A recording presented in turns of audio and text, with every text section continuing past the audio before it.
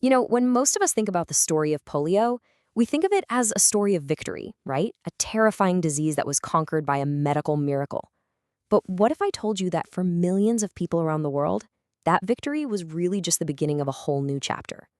Today, we're going to dive into the story that continues long after the headlines faded.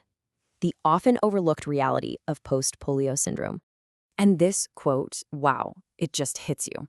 This memory from survivor Anna Pinkney takes us right to the heart of what we're talking about. This wasn't just some historical event. It was a deeply personal ordeal that shaped entire lives.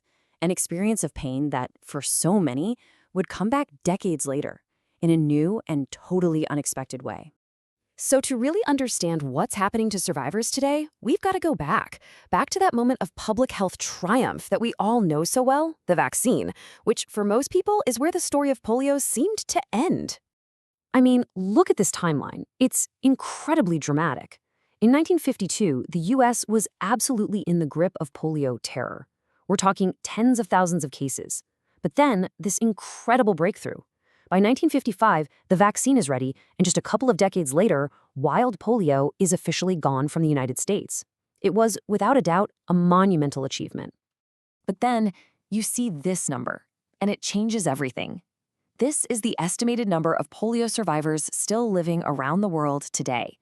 We're talking about an enormous global community whose first battle with the virus was won, sure, but their war? It was far from over. And this right here, this quote from survivor Brad Fuller, it just nails the problem. The world celebrated, and then it kind of moved on. The feeling was, hey, polio's gone, so we don't need to research it anymore. But for those 15 to 20 million people, the virus had left a ticking clock inside their bodies. Okay, so this brings us to the heart of our explainer today, this unexpected second act that no survivor was prepared for, a condition we now know as post-polio syndrome. So what exactly is it? Well, post-polio syndrome, or PPS, is a neurological condition that can hit survivors anywhere from 15 to 40 years after they first recovered. Now, it's not the poliovirus coming back. Instead, it's the long-term consequence of the damage the virus originally did to their motor neurons, the cells that connect your brain to your muscles. And the symptoms, they can be absolutely debilitating. We're talking about a level of fatigue that is nothing like just being tired. New weakness in muscles, sometimes even in muscles they thought were totally fine, plus persistent pain, and in some cases, really serious issues with breathing and swallowing. And just getting a diagnosis, well, that can be its own frustrating journey. Imagine going to a doctor with these symptoms decades after you had polio. For years, one survivor, Carol Ferguson, was sent down all the wrong paths. She was told she might have MS or even a brain tumor, before a neurologist finally connected the dots all the way back to her childhood illness. And her story, it points to something so important. For a lot of survivors, the initial polio infection wasn't this dramatic, paralyzing event we all picture. Just like Harold, they had what their parents just thought was a summer flu. They got better, they lived full lives, never even knowing that the virus had done hidden damage that would pop up again decades down the road. So, once you have a diagnosis, what does it actually mean to live with this condition day in and day out? Well, it creates a whole new reality, one that's filled with really difficult choices and some pretty profound psychological challenges. And the psychological toll here, it is immense. Think about it. You have survivors who spent their entire childhoods working relentlessly to learn how to walk without braces. So then, as an adult, to be told you need a brace or a wheelchair again, as polio survivor Dr. Rhoda Olkin puts it, it can feel like a total admission of defeat, a huge loss of that independence you fought so hard for.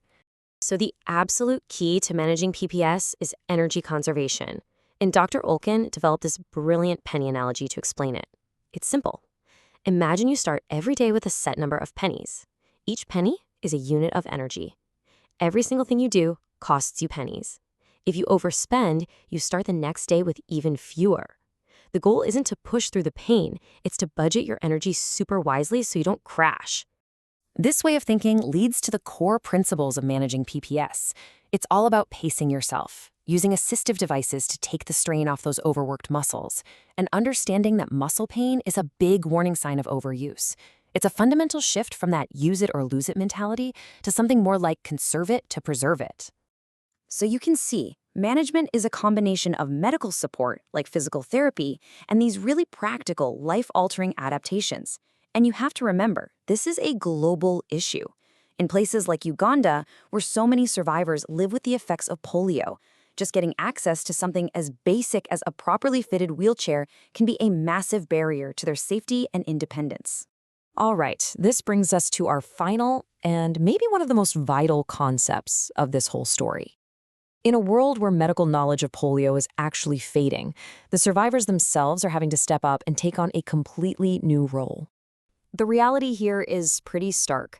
The generation of doctors who treated polio firsthand, they've pretty much all retired. So today, a survivor might go to a doctor who just says, "Oh, polio? That's a vaccine," not even realizing they're talking to someone living with its lifelong consequences.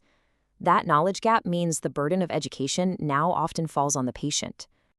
And this is where the idea of the expert patient comes in. It's such a powerful concept because it completely flips the traditional doctor-patient model on its head. The person living with the condition becomes a central, informed member of their own healthcare team, bringing that lived experience and deep knowledge that a younger doctor who's never seen polio simply isn't going to have. So how do they do that? Well, by bringing clear scientific information to their appointments, by learning to recognize their own body's warning signs, by understanding specific risks, like a really high sensitivity to anesthesia, and crucially, by connecting with other survivors in support networks to share knowledge and strategies.